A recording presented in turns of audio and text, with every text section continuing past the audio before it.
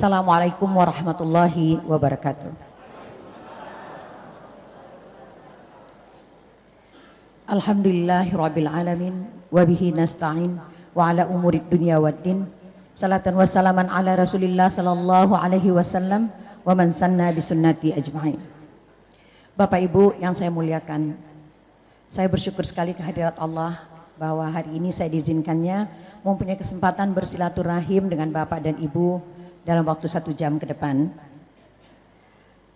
Mudah-mudahan Allah melimpahkan rahmat bagi teman-teman pengurus kajian duha Sunda Kelapa dan bagi kita semua pada pagi hari ini. Salawat dan salam kita sampaikan pada junjungan kita Nabi besar Muhammad sallallahu alaihi wasallam yang pagi ini kita hanya ingin mengambil sedikit saja apa yang beliau wariskan kepada kita, dan untuk itu kita bercermin dari apa yang sedikit ingin saya sampaikan yang diizinkan Allah pada pagi hari ini, untuk apakah kita sudah melakukannya atau belum. Yang kita mau bahas pagi ini ibu-ibu dan bapak-bapak yang saya muliakan adalah hal yang sangat sepele, yaitu bagaimana cara kita ngomong sehari-hari. Ini tentunya bukan hanya untuk bapak dan ibu, ini juga untuk saya sendiri juga harus berkaca kembali. Saya akan dibantu oleh slide ini untuk bisa memudahkan saya maupun bapak ibu untuk menyimaknya. Bapak Ibu, boleh nggak saya tanya terlebih dahulu, mohon maaf, siapa ya di antara bapak-bapak yang dulu sebelum menikah sempat sekolah untuk menjadi ayah? Ibu-ibu sayang, ibu-ibu, siapa di antara ibu-ibu dulu di dalam ini maupun di luar yang dulu sekolah untuk jadi ibu sebelum kawin? Ya, sama kita ya, sama suami saya ini juga Pak Risman, kami nggak sekolah jadi orang tua. Berikutnya Pipi. Jadi Bapak Ibu, secara umum kita ini tidak siap menjadi orang tua, ya. Apa Bu, Pak, yang paling penting dalam hal ini kita tidak menguasai tahapan perkembangan anak. Misalnya yang sekarang ini saja ya, saya ambil yang paling dekat ke kita. Umur berapa sih anak boleh dikasih tablet? Umur berapa dia boleh pegang handphone? Umur berapa sebetulnya dia bisa nonton TV? Itu kita nggak ngerti. Banyak ibu-ibu taruh anaknya di depan TV, ya dia masak, dia ngegoreng, dia nyapu, dia keramas, balik lagi. Anaknya umur 3 tahun atau 4 tahun atau 5 tahun. Lebih dari 30 menit, udah terganggu lah otaknya.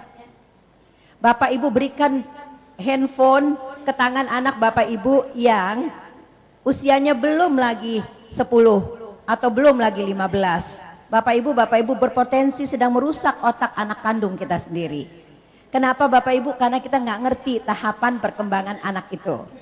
Yang sudah lalu biarlah berlalu, kita mau berbicara sekarang dari sini ke depan ya Bapak Ibu ya. Nah, 1, kita nggak ngerti tahapan perkembangan anak. 2, kita nggak ngerti juga bagaimana sih caranya otak bekerja. Ternyata Bapak Ibu, kalau kata-kata kita tuh terlalu banyak yang keras, marah-marah, ya bilang gini, apa sih mama bilang? Dengerin makanya, juga begitu Bu. Iya. Itu Pak, anak-anak kita itu akan tumbuh hanya di bahagian sini otak, batang otak namanya, ya. Jadi nggak punya empati, nggak punya perasaan, dan ini ya nggak mudah untuk berpikir. Nanti kalau ada waktu yang lebih panjang saya jelaskan lebih lanjut. Tapi Bapak Ibu, begitulah dampaknya daripada kita ngomong nggak sengaja terhadap anak-anak kita masa depannya. Ya, berikutnya. Bapak Ibu kita lihat sebentar ya film ini ya. Oke. Filmnya memang berbahasa Cina, tapi cobalah kita lihat begitu nggak kita ngomongnya sehari-hari. Ya. Suara.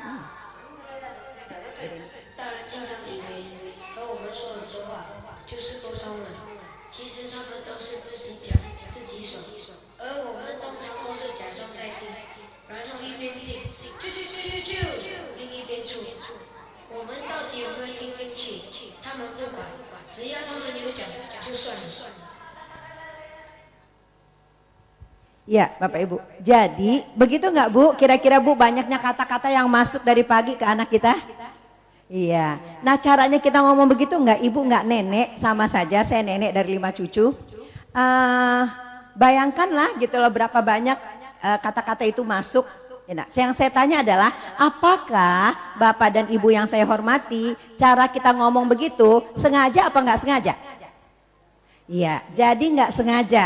Yang kita mau bicarakan sekarang adalah bagaimana kekeliruan tidak sengaja dalam bicara, apa dampaknya bagi anak dan cucu kita. Berikutnya. Jadi Bapak Ibu, inilah kurang lebih akibatnya ya Bapak Ibu ya. Satu, ya, ternyata melemahkan konsep diri. Nanti saya jelasin apa itu yang dimaksud dengan konsep diri ya. Kedua, membuat anak diam, melawan, menentang, gak peduli dan sulit diajak bekerja sama. Ya, sekarang di sebelah sini ada nggak ibu-ibu yang punya anak umur 6 tahunan? Nggak ada. Cucu. Ya, cucu. Bu, kalau cucu 6 tahun disuruh pindahin tempat sampah, bilang apa, Bu? Nggak mau, diam aja. 6 tahun sekarang udah nggak mau, Bu. Ya, biasanya Pak, anak 6 tahun kalau kita suruh dia bilang iya. Tapi kalau udah 7 tahun dia bilang apa, Bu? Mama aja. Ya. Kalau udah 8 tahun atau 13 tahun lebih parah lagi. Dia bilang, iya entarnya nggak dikerjain. Nah, kenapa tuh Bapak Ibu seperti itu? Ya, nanti kita coba bahas berikutnya ya. Nah, kata-kata yang tidak sengaja itu juga menjatuhkan harga dan kepercayaan diri anak Bapak Ibu. Ya, kita susah punya bangsa yang mandiri karena dari cara ngomong kita sehari-hari yang enggak sengaja. Berikutnya gitu loh, membuat kemampuan berpikir menjadi lebih rendah. Kalau saja kita berbicaranya jauh lebih baik seperti yang disampaikan atau diajarkan oleh Rasulullah, perintah Allah dalam Al-Quran, mungkin anak kita jauh lebih pintar daripada yang sekarang ini. Berikutnya gitu loh, cara kita ngomong nggak membuat anak kita terbiasa memilih, berpikir dan mengambil keputusan. Kita mengasuh Bapak Ibu, cara kita bicara seperti kita naik helikopter di atas anak kita, terus ya. Kita yang kapan keperluannya ada kita turunkan, ya, ada tanda SOS kasih bantuan. Ya. Jadi anak kita nggak biasa berpikir, memilih dan mengambil keputusan. Nanti kita bahas juga, ya. Nah. Banyak sekali, terutama ibu-ibu gitu loh. Bapak-bapak nggak gitu kelihatan, tapi mungkin ada, cuman saya nggak gitu mengenali dunia bapak-bapak. Bu, di sekitar ibu ada nggak sih orang, Bu, yang bawaannya iri aja? Ada nggak? Oh, banyak, Bu. Iya, ini ya Bu ya, punya rumah, punya suami, punya kendaraan, punya anak, punya harta secukupnya, tapi bawaannya Pak, kalau ngeliat orang begini, oh tuh kan sepeda anaknya baru kan? Iya, oh baru. Masuk deh ke dalam rumahnya. TV-nya juga pada tipis gitu kan, Bu? Iya, apa yang kurang coba? Nah, Bapak Ibu yang saya muliakan, ciri-ciri seperti ini itu menurut kajian ya adalah orang-orang yang dulunya mengalami kekerasan kata dan kekerasan emosi. Jadi bicara tidak sengaja itu kadang-kadang bermakna melakukan kekerasan apa Bu? Kekerasan kata dan kekerasan emosi. Bahasa Sundanya verbal and emotional abuse. Ya, baik. Sekarang kita lanjutkan ya. Jadi Bapak Ibu, ada beberapa hal, sebenarnya ada 10 kekeliruan besar dalam ngomong sehari-hari. Karena waktu kita cuma 1 jam, kita ambil beberapa saja ya. Satu diantaranya adalah kayak tadi pagi, kalau ngomong tergesa-gesa. Berasa nggak Bapak Ibu kalau pagi tergesa-gesa, terutama ibu-ibu, Bu? Iya, bangun cepetan, Mama bilang, heran nih anak udah berapa kali Mama masuk ke dalam kamar ini kamu belum bangun-bangun juga. Bangun, Mama bilang tuh Bu, ngomongnya aja udah kayak gitu Bu. Ya, cepetan ya. Nanti kalau Mama masuk lagi, awas kalau kamu belum bangun. Bangun, cepetan, kamar mandi, gitu ya Bu. Terus Ibu pergi ke kamar makan bilang, ya Allah ini super mie-nya siapa? Belum dimakan, ini susunya. Jangan begitu ya, cepetan makan, Mama bilang gitu ya Bu. Datang lagi satu anaknya bilang, Mama lihat nggak sih topiku di mana? Makanya Mama bilang, apa lain kali taruh topi di tempatnya, gitu kan Bu? Iya, iya kan Pak? Bener nggak Pak begitu Pak? Iya, jadi bukan ibu-ibu aja yang ketawa, bapak-bapak juga ketawa, iya Pak? Nah, berarti di tempat lain Bu, kalau orang yang ketawa berasa. Ya, nah. Jadi gimana Bu? Satu, apa kekeliruan kita ngomong apa Bapak Ibu? Bu, apa Bu? Tergesa-gesa. Jadi tuh anak pergilah sekolah sama backpack di belakangnya. Terus dia begini, kapan ya Mama bilang topi mesti ditaruh di tempatnya. Bu, hari berganti bulan, berganti tahun, anak tetap lupa kan Bu, ya nggak Bu? Dasi di mana apalagi? Topi dan sebagainya. Karena kita bicara tergesa-gesa, pesan tidak sampai lalit. Lupa, ya satu. Kedua Bu, Pak, ternyata kalau sebetulnya ini ada gamesnya supaya Bapak Ibu lebih gampang berasanya. Coba deh. Kalau saya minta sekarang pada Bapak Ibu tolong sebutkan 3 keunikan diri Bapak dan 3 keunikan diri Ibu. Bisa nggak cepat? Bisa nggak Pak? Nah, lama Pak waktunya kalau saya buktiin. Nggak bisa. Kalau saya tanya kenapa? Karena keburu-buru. Karena nggak bisa ingat. Karena wah bingung, malu dan sebagainya. Ya Bu, ini udah hampir 150.000 orang seluruh Indonesia mendengarkan tentang hal ini Bapak Ibu dalam 10 tahun terakhir, dan mereka mengatakan kalau mendadak disuruh cari 3 keunikan dirinya, ya Bu Pak, nggak kenal. Akhirnya kenapa Bapak Ibu? Apa yang mereka sebutkan? Mereka nggak kenal diri sendiri. Kenapa Bapak Ibu? Karena kita terlalu sibuk, tergesa-gesa setiap hari. Kita nggak sempet lihat ke dalam, lihatnya keluar. Tuh kan apa Mama bilang? Tuh, ya Bu, yang lihat salahnya ke anak, ke kita nggak salah. Kita seolah-olah semuanya perfect, Bapak juga, Ibu juga. Jadi sebetulnya kita nggak kenal diri kita sendiri, jarang lihat ke dalam, ya. Bu, Pak, saya khawatir di Jakarta yang sangat sibuk ini, sebetulnya kita semakin hari semakin nggak kenal siapa itu teman tidur berpuluh tahun. Ya, yang ketiga Bu, Pak, kita suka lupa bahwa masing-masing kita diciptakan Allah sangat unik. Ya. Kita lihat gambar berikut ini. Saya Bapak Ibu Eli Risman, ya. Nah, saya kan terjadi dari sperma dari ayah saya dipertemukan Allah dengan sel telur dari ibu saya. Benar nggak? Sama kita kan Bapak Ibu? Iya. Dari ayah saya membawa 350.000 sifat. Dari ibu saya mendapatkan 350.000 sifat. Jadi pada saya ada berapa kurang lebih sifat Bapak Ibu? 750.000. Itu yang juga membuat kita nggak mudah mengenali diri kita. Bapak dan Ibu, sperma dan sel telur yang telah jadi saya sama nggak sama yang jadi adik saya atau kakak saya? Sama nggak? Nggak. Jadi kita beda nggak sama saudara kandung kita? Oke, pertanyaan saya, kenapa kalau kita ngomong sama anak kita suka banding-bandingin? Itu sih kamu masa matematika begitu aja nggak bisa. Tuh lihat tuh si kakak. Kadang-kadang kita lupa Bapak Ibu, kita bandingin anak kita sama anak tetangga. Yang emak bapaknya beda, kakeknya apalagi. Ya, nah padahal kita beda. Kita lupa bahwa masing-masing kita unik. Saya sebagai pribadi unik, Pak Risman juga pribadi yang unik. Anak kita yang pertama, yang kedua, semuanya unik. Harusnya ajak ngomongnya juga beda-beda. Jangan dijejer jadi 4 tuh kan, dengerin ya, Mama bilang. Lain kali kalau nonton TV jangan lama-lama. Lihat jam berapa, asar belum. Yang nonton TV 2, yang satu enggak, dia nyikut adiknya. Tuh kan gue bilang juga apa tuh. Ya, sampai sini jelas ya Bapak Ibu ya. Oke, berikutnya inilah Bapak Ibu keunikan ini, maha besarnya Allah dalam penciptaan kita. Kita lihat film berikut ini. Jadi satu kali proses penciptaan manusia itu ratusan juta sperma. Tapi hanya ditakdirkan 1 sperma yang bisa menemui sel telur, masuk ke dalam rahim dan tahu belok kiri atau belok kanan. Yang bagaimana Bapak Ibu? Yang ekornya paling kuat dan jalannya paling cepat. Maha besar Allah ya.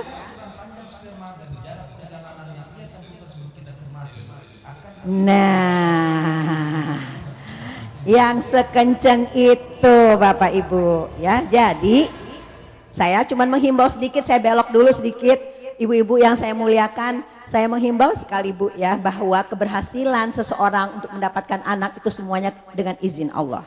Boleh nggak dari sekarang kita nggak terlalu peduli untuk pegang perut orang, tanya, udah isi apa belum? Ya kan Bu? Bukan hanya persoalan perempuan, bisa juga spermanya tidak sekencang itu, tapi begini nih jalannya Bu. Ya, jadi kita itu urusan Allah. Kadang-kadang Bu kalau kita tanya orang jadi sangat stres. Saya balik ke topik kita tentang ngomong berikutnya. Jadi Bapak Ibu, sebelum saya lanjutkan, kita kekeliruan kita dalam ngomong ada apa aja tadi Bapak Ibu? Satu apa Bapak Ibu? Terbicara tergesa-gesa. Besar kemungkinan kita tidak kenal diri kita sendiri. Jadi besar kemungkinan kita nggak kenal anak kita satu-satu. Pagi terburu-buru, siang nggak ketemu, sore juga terburu-buru. Yang ketiga adalah kita lupa bahwa masing-masing anak kita unik. Yang keempat, lupa Bapak Ibu antara bedanya kebutuhan sama kemauan. Ya, jadi anak kita minta sesuatu itu kita lupa. Dia butuh apa dia mau? Misalnya, kebutuhan anak-anak Bu setiap hari Pak adalah bermain. Ya, dan waktunya itu lurus. Main. Kalau perlu, nggak usah pakai mandi, nggak usah makan, ya kan Bu? Iya. Tapi kita mengkotak-kotakkannya tanpa masuk dulu ke dalam dunia anak kita. Sebagaimana kita bangun tidur, mandi, sholat, gitu ya. Habis itu makan, itu kita kotak-kotakkan. Itu mesti dilihat umur anaknya berapa. Untuk kita baru masuk untuk mengkotak-kotakkannya itu. Jadi antara kebutuhan dan kemauan itu harus dibedakan. Untuk membelikan dan memberikan sesuatu, kalau kita ngomong, mesti kita tanya, kamu butuh apa kamu mau? Enggak semuanya yang mau harus dipenuhi. Berikutnya. Ya Bapak Ibu, salah paham.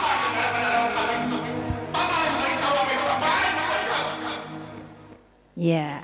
Ya, kalau kecil urusan main, kalau udah gede urusan sekolah, urusan jodoh, kita ngomongnya begitu Bapak Ibu. Ya, kita cuma mau berkaca saja dengan cepat pagi ini. Berikutnya. Nah, ini Bapak Ibu yang paling mendasar. Kalau kita ngomong, kita belum terbiasa untuk membaca bahasa tubuh. Tidak mendengarkan perasaan dan gak punya waktu untuk mendengar aktif. Saya contohin boleh? Oke. Jadi ada anak. Punya anak laki-laki. Umur 6 tahun Bapak Ibu siapa? Cucu. Iya. Laki-laki umur siapa namanya? Fadel. Fadel, jangan lari-lari. Ntar jatuh. Si Fadel diam apa lari Bapak Ibu? Iya. Fadel, mama bilang jangan lari-lari. Giginya udah gini Bu. Iya. Si Fadel tetap lari apa diam? Bu, diam sebentar dia lari lagi. Kira-kira suara ibu-ibu terutama naik berapa persen Bu? Enggak, beneran naik berapa persen? Iya, bunyinya gimana bunyinya? Tuh, dengarkan Pak, biasakan Pak. Iya. Bu, mau teriak yang kelima kali bilang Fadel jangan lari, Fadel jatuh. Iya. Bu, Pak, yang pertama sekali Bapak Ibu bilang sama Fadel apa? Nah, tuh kan apa Bapak bilang atau apa Mama bilang, iya kan Bu? Iya.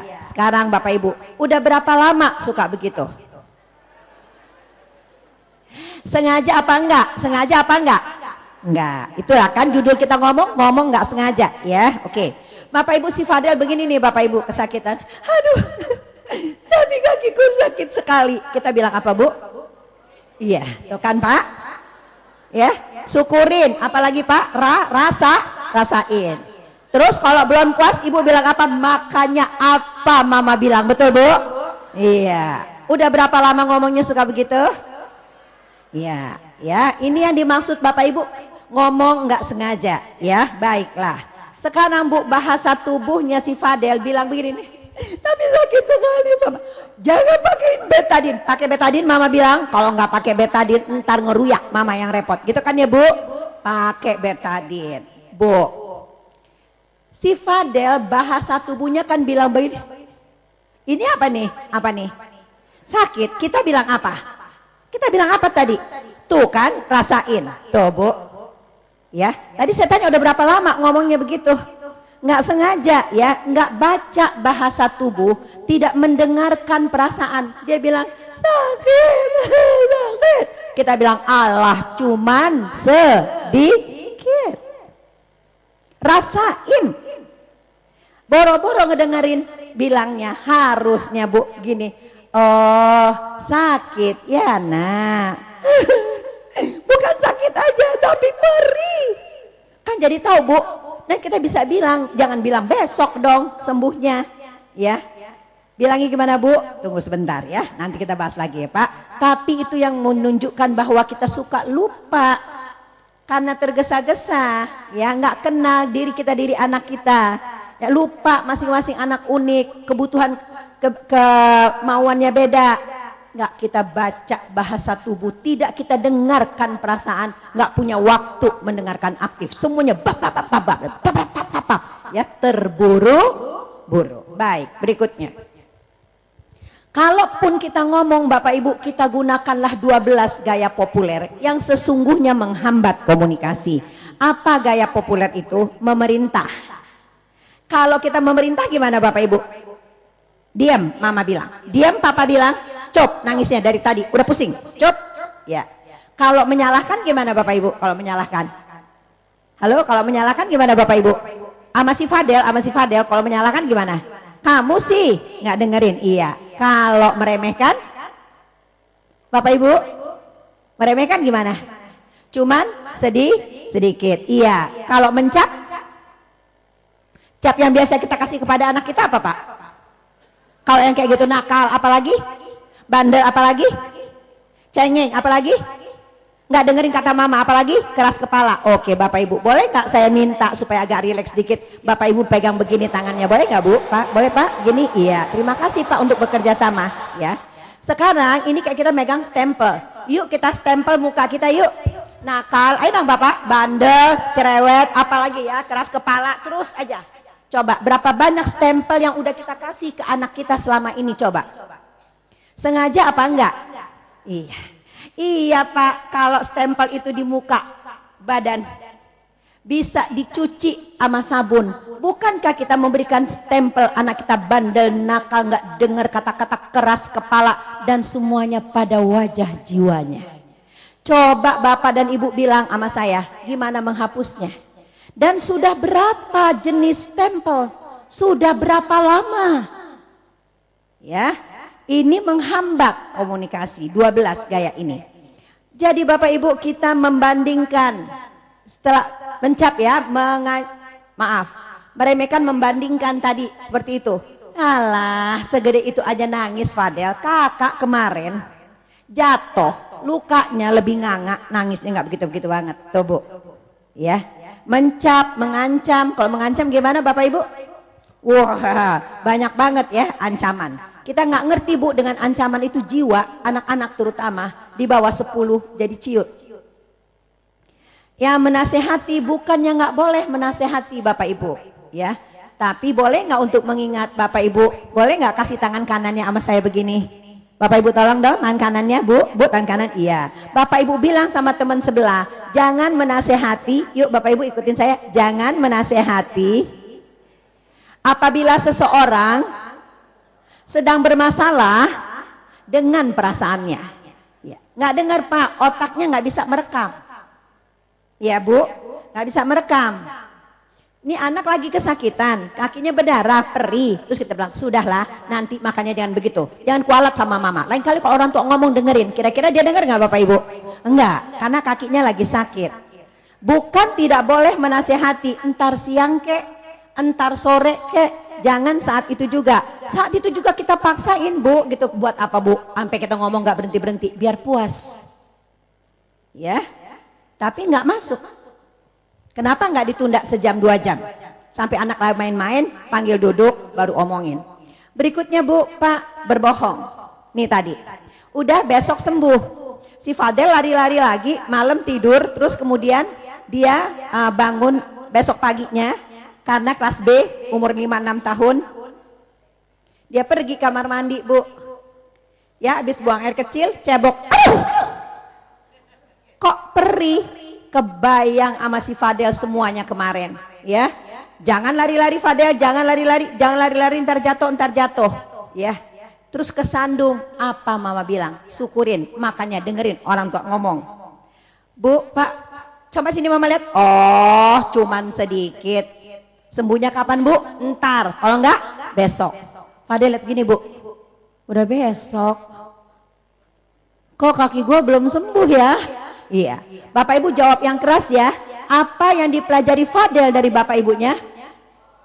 Udah berapa lama suka begitu? Sudah Bapak Ibu ya? Nah, balik lagi. Berbohong ya. Jadi sekarang Bapak Ibu paham mengapa KPK setengah mati bekerja? Karena bohong mengalir di setiap butir darah kita. Ya, kalau kurang iman ada kesempatan melakukan hal itu. Gampang sekali berbohong. Ya, seperti yang kita dengar di TV yang udah nggak usah saya ulang lagi dengan waktu kita yang pendek begini. Berbohong menghibur, bukan nggak boleh menghibur juga, tapi menyelesaikan masalah apa tidak? Ya, ya. Kemudian menyindir, Bu, menyindir. Oh, hari terang banget, anak mama nyuci piring. Apa hubungannya, Bu? Ya kan? 2014 kata-kata masih pakai nyindir, ya. Nah, berikutnya menganalisa. Tuh kan, makanya kamu angkanya jelek. Kamu main gamesnya kebanyakan, main futsal melulu, makanya akan jelek. Bu, ini anak baru bawa pulang, Pak. Angkanya jelek. Boleh nggak nasihatnya ntar sore? Terima dulu, kecewa ya, angkanya jelek. Gitu, Bu. Ya. Nah, berikut ini kita mau lihat film sebentar. Saya mau ingin ingatkan Bapak Ibu tentang bahasa tubuh. Yap. Ini kita ambil satu aja, Bu, contohnya yang ngeritik.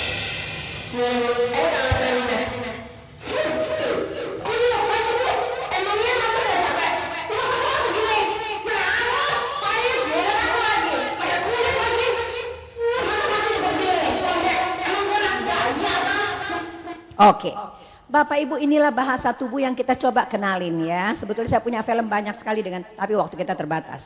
Gini Bapak Ibu, mula-mula nih anak kan dengan senyum, gimana Pak? Makanannya enak, bahasa tubuh. Tapi begitu ibunya marah, Bu, ini mengkerut, dagu naik, hidung kembang kempes, gitu ya Bu? Ya, itu bahasa tubuh. Ya, kita jarang sekali mengenali bahasa tubuh. Kalau kita marah, kita mau marah terus. Kalau kita mau ngomong, kita ngomong terus. Ya, baik. Coba saya ulang film ini sekali lagi. Bapak Ibu coba mengenali, karena yang saya harapkan pulang nanti insya Allah dari sini, yang pertama sekali berubah adalah cobalah mulai membaca bahasa tubuh dan menebak perasaan mendengarkannya. Itu yang paling banyak luput yang bikin anak kita jadi seperti yang tadi saya sebutkan. Saya ulang ya Bapak Ibu. Ya. Lihat ya, ketawa. Tuh.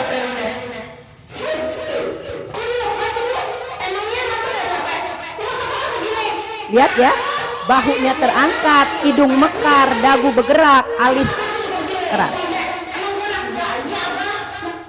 Lihat Bu, sampai urat lehernya lihat. Bahu terangkat. Ya, ini hanya untuk mengenali bahasa tubuh. Berikutnya. Jadi Bapak Ibu, hasil riset kami, jadi saya dari yayasan kita dan Buah Hati, sebuah LSM yang bergerak untuk bidang parenting. Parenting itu adalah bagaimana menjadi orang tua. Ya, saya sendiri juga tidak siap jadi orang tua. Saya belajar banyak hal, ya, dengan kesempatan diberikan oleh suami saya.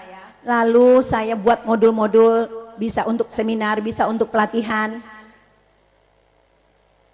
Dan ada 2 divisi di yayasan kita dan Buah Hati. Satu bergerak untuk orang tua dan guru, satu lagi untuk anak dan remaja. Nah Bapak Ibu, anak dan remaja ini kami berkunjung ke sekolah-sekolah. Kita punya captive market, luas langganan 150 sekolah kurang lebih. Jakarta, Bogor, Depok, Tangerang, Bekasi, Bandung, Semarang, Solo, Jogja. Oke. Jadi kami setiap pekan ketemu anak-anak kelas 4, 5, 6 ke atas. Ya. Sekarang Bapak Ibu yang saya hormati, anak-anak kalau ngomong sama diantara dia, menurut data ini bilang, gue kalau bokap gue ngomong atau nyokap gue ngomong, gue udah gak mau dengerin deh. Kata temennya, emang kenapa? Denger aja, masuk kuping kiri, keluar kuping kanan. Bapak Ibu tahu nggak anak-anak jawabnya apa? Enggak, gue gak mau juga. Kenapa? Gue takut ada yang nyangkut. Mungkin tidak semua, tapi kita mendapatkan data itu. Bapak Ibu, tadi udah berapa coba kekeliruan kita sampai di sini saja? Coba Bapak Ibu, satu apa tadi? Bicara tergesa-gesa. Tidak kenal diri sendiri, kemungkinan nggak kenal anak satu-satu, ya. Yang ketiga, lupa bahwa masing-masing unik, kita nggak sapa keunikan anak kita. Yang keempat, kemauan sama kebutuhan beda. Yang kelima, jarang sekali kita membaca bahasa tubuh, mengabaikan perasaan dan tidak punya waktu untuk mendengar lebih lama. Kalau kita ngomong, kita pakai 12 gaya populer. Bapak Ibu coba sekarang kita yang jadi anak. Orang tua kita begitu. Kira-kira apa yang Ibu rasakan sebagai anak? Sebagai anak rasanya apa? Ya kalau begitu gaya ngomongnya, Ibu sebagai anak perasaannya apa? Kesel aja sama orang tua. Ibu apa Bu? Marah. Marah. Ibu apa Bu? Ayo ngomong Bu. Sebel, dendam. Iya. Jadi dengan cara ngomong begini memberikan emosi negatif lebih dominan Bapak Ibu, bekerja hanya pada di batang otak di sini yang reaksinya itu adalah kayak reaksi reptil, reaksinya cicak, ular, ya. Binatang melata, kalau nggak matok mundur, kalau nggak ngelawan diam. Ya. Nah, Bapak Ibu coba lihat ya, inilah reaksi anak sebenarnya yang dia mau ngomongin. Lihat film berikut ini. Marahnya kita mama sama bapak sama.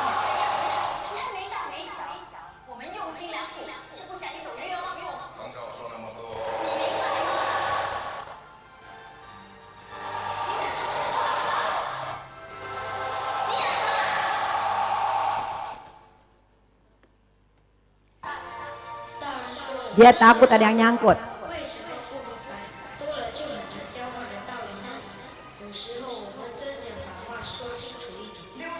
Oke. Dari sini jelas ya Bapak Ibu ya. Baik. Waktu kita tinggal 20 menit lagi. Berikutnya, Pipi. Jadi Bapak Ibu itu kurang lebih 8 ya. Kita punya 2 lagi, nggak sempat kita bahas sekarang. Bapak Ibu jadi bagaimana caranya kiat meningkatkan komunikasi ya. 1, Pi. Marilah Bapak Ibu kita tinggalkan hari kemarin. Ya, kekeliruan-kekeliruan tidak sengaja yang kita lakukan. Kalau kita ingin membuat anak kita merasa lebih nyaman, berpikir lebih baik dan sebagainya, marilah kita berubah. Kan Rasulullah mengatakan bahwa hari ini bagaimana Bapak Ibu harus lebih baik dari kemarin ya. Oke, berikutnya. Dan bekerja sama. Tidak bisa ibu berubah aja sendiri ngomong, kalau Bapak juga nggak berubah Pak, ya. Kayak ngebangun istana pasir ya. Kalau Bapak juga berubah, Ibu nggak berubah Bu, nggak bisa juga. Jadi ini kata pepatah bilang perlu berdua untuk dansa. Pepatahnya it takes two to tango. Ya, harus berdua untuk bisa joget. Kalau nggak bisa joget sendiri, gitu ya. Baik, berikutnya. Bapak Ibu saya menyarankan kalau bisa Bapak Ibu pulang dari sini, yuk kita baca bahasa tubuh, ya. Karena bahasa tubuh itu bicara lebih keras daripada suara. Dan bahasa tubuh nggak pernah bohong. Ya. Sekarang boleh nggak kita praktek sebentar Bapak Ibu supaya bisa Boleh Bapak bersedia? Boleh Pak? Nah, iya. Kalau Bapak keberatan Ibu aja ya Bu. Boleh nggak Bu jawab dong Bu? Boleh nggak? Mau praktek nggak Ibu? Oke. Saya Pak, siapa namanya tadi? Fadel. Pulang sekolah. Ya. Assalamualaikum. Bapak Ibu jadi Bapak Ibunya, saya jadi ibunya Pak. Assalamualaikum. Iya. Ya, Bapak Ibu, ibu-ibu terutama, ibu di rumah udah capek Bu, ya, lantai udah kayak bisa dijilat saking licinnya, semua sepatu semua di tempatnya. Anak pulang sepatunya basah, hujan, ya dilempar ke kiri, dilempar ke kanan, tasnya digini nih, diayun. Iya, Bu terus terang Bu, Ibu bilang apa Bu? Bilang apa? Astagfirullah, iya terus Bu, terus. Tuh, dengar ya Pak ya, oke. Jadi sekarang itu anak kira-kira kalau Ibu bilang begini, astagfirullahaladzim Fadel, emangnya kamu pikir kamu aja yang capek, mama udah capek dari sebab gitu kan Bu? Iya, Bu, Pak, anaknya ngomong apa enggak? Anaknya kemana? Terus dia masuk kamar, dia banting kan Bu? Terus Ibu bilang, hei, mulut mama belum nutup pintu udah kamu banting, buka. Mama bilang, tok tok tok tok gitu ya Bu ya, 1, 2 gitu kan ya Bu? Iya, itu Pak. Bahasa tubuhnya apa Bu? Nih. Apa coba? Tebak Pak, tebak. Kesel, marah, apalagi Bu? Iya, itu caranya. Capek ya Nak, kesal ya sayang, kelihatannya kamu marah sekali. Ya, berikutnya Pi. Jadi Pak Bu, baca bahasa tubuh, tebak aja perasaan. Jangan takut Bapak Ibu, kalau salah yang bersangkutan akan betulin sendiri. Sama suami juga capek sekali ya Pak? Enggak. Kesel ya Pak? Enggak. Ya, bisa begitu. Oh mah, kelihatannya mama capek sekali. Enggak. Dibetulin kan Bu? Iya. Mama enggak capek, mama lagi sebel. Oh sebel mah. Waduh mah kayaknya sebel banget. Iya sebel sama papa. Oh gue. Ya, jadi coba tebak Bu perasaan ya. Capek ya nak, sakit? Enggak, aku lagi benci. Oh benci, tebak aja terus Bapak Ibu, kita nggak punya kesempatan untuk saya tanya Bapak Ibu yang menjawab ya, waktunya sangat pendek. Jadi, oh benci, iya. Aku kan sebetulnya ketinggalan PR. Nah, kalau biasanya Bapak Ibu bilang ketinggalan PR, Bapak Ibu bilang apa? Makanya, udah berapa kali Papa bilang PR, lah habis bikin langsung taruh ke kompak ya. Ya Bu, dah. Jadi gitu. Kalau kita bilang begitu Bu, ngomong akan lanjut nggak Pak? Akan lanjut nggak? Enggak, berhenti. Makanya disebut 12 gaya populer tadi menghambat komunikasi, ya. Jadi Bapak Ibu, jadi kita bilangnya begini, kalau kita bilang, ya Allah, ketinggalan PR. Coba Bapak Ibu, perasaannya apa dong? Tebak dong perasaannya apa? Lah emang nggak pernah ketinggalan PR ya Bapak Ibu dulunya ya? Ya, jadi kalau waktu dulu ketinggalan PR, perasaannya apa perasaannya? Takut, takut kenapa? Disetrap, jadi bilang, ya ampun kamu ketakutan banget dong. Iya mah, aku kan ketakutan banget mah disetrap sama Pak Joko. Pak maaf ya Pak kalau ada yang namanya sama. Ya Bu, takut disetrap Pak Joko. Terus Bu, bilang, iya, oh iyalah takut lah, takut disetrap. Iya mah, dan bener mah aku disetrap Pak Joko. Mah aku disuruh begini nih mah, tuh. Tuh, Bu kalau orang disetrap rasanya apa Pak perasaannya? Malu, jadi kamu malu banget mah, Pak, malu banget. Udah gitu temenku di belakang mah si Dodi, dia bilang begini, disetrap nih ya, gitu. Ya, jangan ketawa dong Bu, kan anaknya lagi kesel. Nah itu Pak, walaupun bagaimana reaksi anak kita jangan ketawa, coba tebak perasaannya. Kalau diginiin jadi gimana Bu? Tadi dia bilang apa? Benci. Jadi Bapak Ibu coba lihat ya, kalau kita membaca bahasa tubuh, kita mendengarkan perasaan Bapak Ibu, seolah-olah kita lagi bikin got supaya emosi itu ngalir. Ya, sekarang abis itu kalau kita tanya lagi, ya Allah si Dodi gitu Bu, berpihak kepada dia dulu Pak, berada di sampingnya Bu, pakai kacamata dia, pakai perasaannya, ngomongin. Itu caranya ya, tebak, baca bahasa tubuh, tebak perasaan, itu aja dulu. 2. Jadi emosi ngalir. Ini Bu, otak kita itu membuat pusat perasaan tenang dan otak bisa berpikir.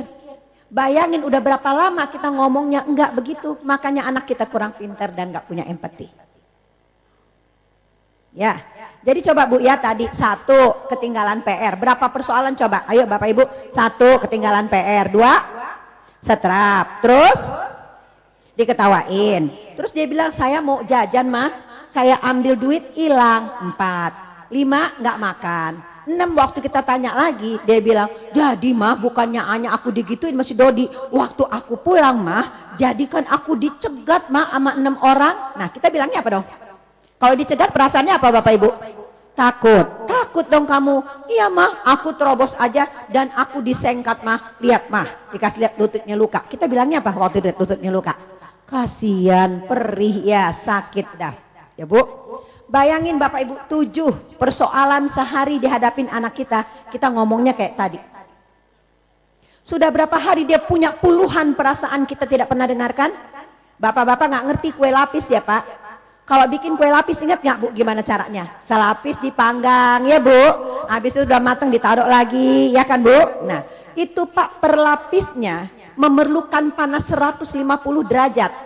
Kalau anak kita punya 7 masalah Pak sehari, 7 masalah sehari Bu, kali 150 derajat, 1050 derajat per hari, berganti minggu, berganti tahun, berganti tahun, berganti tahun. Nggak pernah kita alirkan emosinya, lupa kita, nggak sempet. Bukan Bapak Ibu saja, ini juga nih yang ngomong. Ya biar jujur Bapak Ibu, ilmunya dapat belakangan. Udah banyak lakukan kesalahan, kejarnya nggak gampang. Biar fair ya Bapak Ibu ya, supaya nggak munafik. Yang ngomong juga. Nah berikutnya. Sudah Bapak Ibu, jadi baca bahasa tubuh, dengarkan apa Bapak Ibu? Perasaan. Ya, kira-kira bisa ya, sampai situ saja dulu. Bisa ya Bapak Ibu? Ya insya Allah karena kita mau berubah. Baik, berikutnya. Jadi mendengar aktif tuh kayak tadi, oh gitu ya nak, iya ya, nasihat segala macam entar belakangan. Berikutnya. Bu, Pak, tolong hindari ya menggunakan berikutnya nih. Nah, 12 gaya populer. Yang tadi itu, ya. Kenapa Bapak Ibu? Karena 12 gaya populer kalau kita pakai bikin anak enggak percaya sama dirinya. Makan mama bilang, aku kenyang mah, kamu ya keterlaluan. Nggak tahu diri, mama udah masak berkali-kali, macam-macam kamu nggak makan juga. Awas ya kamu, ntar mama bilangin sama ayah. Bu, satu kali ngomong bu, 3 gaya. Sama nih begini. Bangun mama bilang, bangun. Ya, cepetan memerintahkan ya. Awas ya kamu kalau nggak bangun juga. Nanti kalau antar jemputnya datang, kamu terlambat bangun, mama nggak mau anterin. Itu anak udah bangun belum Bapak Ibu? Bayangin, perintah, ancaman, udah masuk, mata belum terbuka. Ya, jadi Bapak Ibu bikin anak gini nih, makan, nggak makan. Dalam hatinya begini, sakit, nggak sakit. Jadi anak nggak percaya sama dirinya. Dalam hati dia begini nih, yang luka kakiku, darah keluar dari kakiku. Tapi mama bilang nggak sakit. Jadi kata si Fadel, yang sakit yang bagaimana ya? Berapa lama sudah Bapak Ibu kita nggak sengaja seperti itu? Nggak sengaja, judulnya nggak sengaja, ya. Next, putus. Nah, saya ada kantong nggak? Yang itu, yang kita, bukan di gambar. Bapak Ibu beginilah ya. Seumpamanya jiwa kita itu seperti kantong, seperti ini Bapak Ibu. Nih, ya. Isinya apa nih isinya? Bola pimpong. Jadi kalau jiwa kita tuh seperti ATM, seperti kantong, seperti pundi-pundi uang. Kantong itu Bapak Ibu, kantong jiwa kita akan seperti ini, padat apabila diisi oleh setiap bola ini adalah kata-kata yang disampaikan dengan cinta, dengan perhatian, dengan kasih sayang dari orang tua, kakek nenek, guru, paman. Maka kantong jiwa akan seperti ini. Sampai sini jelas ya Bapak Ibu ya. Tapi kalau orang tua, kakek, nenek, guru ngomongnya kayak tadi tergesa-gesa, nggak mengenali keunikan anak. Kalau ngomong pakai 12 gaya populer, sama juga ATM Bapak Ibu dikeluarin, ditarik uangnya. Nih pundi-pundi, sebutnya ATM deh ya. Sekarang ya udah nggak pakai pundi-pundi. Oke. Buat apa aja? Bayar uang sekolah anak. Cicilan, nggak tahu cicilan apa, cicilan mobil, itu cicilan yang lain. Apalagi Bapak Ibu? Bayar sopir, apa segala macam. Iya. Belanja bulanan. Apalagi Bapak Ibu? Ngirim mertua. Apalagi? Arisan. Apalagi Pak? Apa Bu? Apa Pak? Hah? Rekreasi. Nah, Bapak Ibu, apa kabar dengan ini? Dengan kantong jiwa ini? Jadi kantong jiwanya bagaimana nih? Kosong, hampa. Ya, kata ponakan saya, kosong dan berongga-rongga. Pertanyaan saya Bapak Ibu, nggak usah jawab. Bapak Ibu ngomong dengan dirinya sendiri. Dengan kita tetap mendoakan orang tua kita, kita respect sama orang tua kita. Bapak Ibu, kantong jiwa Bapak Ibu, kantong jiwa yang padatkah? Apa kantong jiwa yang hampa dan berongga? Ya. Sekarang, dengan cara kita ngomong nggak sengaja selama ini sama anak kita, membuat anak kita punya kantong jiwa yang padat. Nggak usah jawab Bapak Ibu, jawab dalam hati saja. Kantong jiwa yang padatkah? Apa kantong jiwa yang kosong dan berongga? Nah, lihat kemari Bapak Ibu, lihat ke layar ya. Next speed. Inilah yang disebut konsep diri. Jadi bagaimana seseorang itu merasa dirinya. Dia di depan ibu bapaknya aja berasa enggak berharga. Konsep dirinya kepot. Jadi dia merasa enggak berharga. Itu yang menentukan seseorang pede apa enggak pede. Pede itu Bapak Ibu bukan soal seringnya latihan naik panggung, bukan. Pede itu bagaimana engkau merasa tentang dirimu nun jauh di sana. Dari mana Bapak Ibu? Dari kata-kata yang keluar tidak sengaja. Jadi sekarang anak tumbuh jadi remaja. Bapak Ibu lihat di TV, dengar berita bagaimana anak perempuan ya punya Facebook, ya, Twitter dan sebagainya. Terus kemudian dia bisa lari dengan pacar Facebooknya, padahal enggak dia kenal.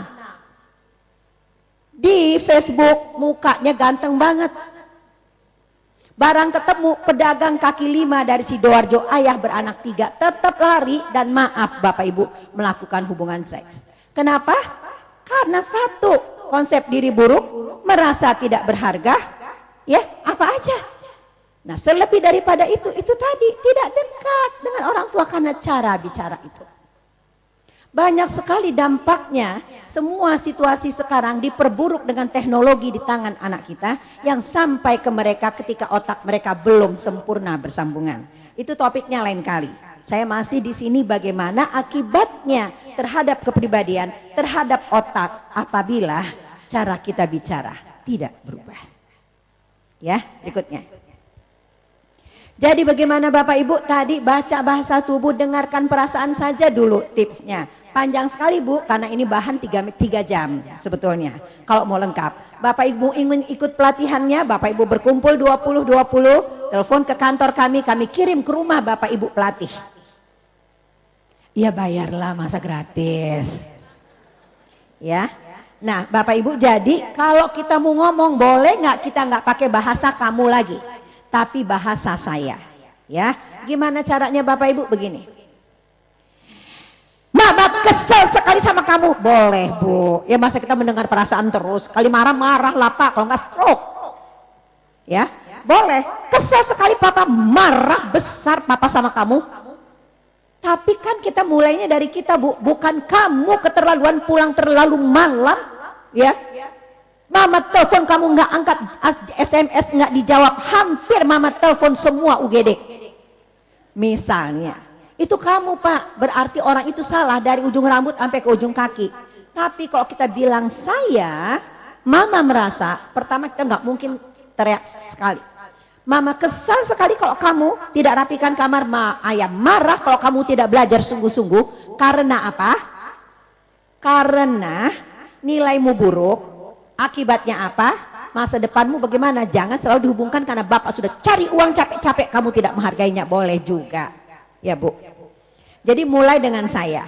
Kalau bapak-bapak berkenan dan ibu-ibu berkenan, mau nggak kita ngomongin sebentar bagaimana caranya? Setuju nggak? Oke, yuk kita bilang, Mama merasa, kan perasaannya nggak tahu, boleh merasakan apa saja kan? Iya. Saya kesal, saya marah, saya kecewa, saya sedih. Kalau kamu, ayo ibu-ibu, kalau kamu, karena. Jadi Bapak Ibu inilah ya sedikit yang ingin saya berbagi dari apa yang diberikan Allah kepada saya, kepada Bapak Ibu.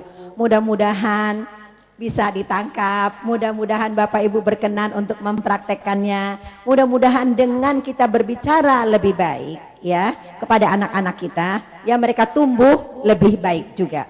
Bapak Ibu, saya tutup dengan ayat ini.